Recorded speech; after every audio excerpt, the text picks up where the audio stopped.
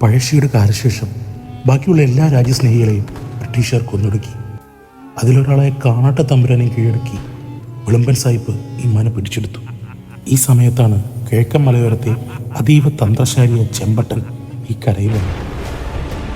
തനിക്ക് കുടികൊള്ളാനായി നാഥനില്ലാത്ത കാണാട്ടുമന അയാളുടെ ശ്രദ്ധയിൽപ്പെട്ടു.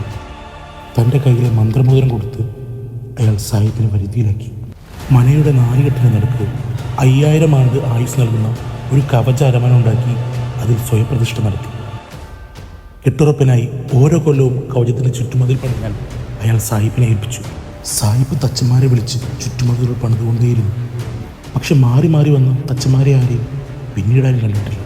6ാം കൊല്ലം വന്ന തച്ചന്മാരെ ഒരാൾ കണ്ട കാഴ്ച തൻ്റെ കൂടെ വന്ന തച്ചന്മാരുടെ ആയുസ് അപഹരിച്ച് തന്നിലേക്ക് ആവാഹിക്കുന്ന ചെമ്പട്ടനെയാണ്. പിറ്റേ ദിവസം ആ തച്ചൻ്റെ ശവം ചെമ്പുഴാറിൻ്റെ കരയിൽ കണ്ടതോടെ നാട്ടുകാരൊന്നുറപ്പിച്ചു. ആദ്യമേ സാഹിബിനെ ചതിച്ചു കൊന്ന് അയാളുടെ വേഷം കെട്ടി തച്ചന്മാരെയെല്ലാം വിളിച്ചു വരുത്തിയതെല്ലാം ചെമ്പട്ടൻ്റെ കളിയായിരുന്നു.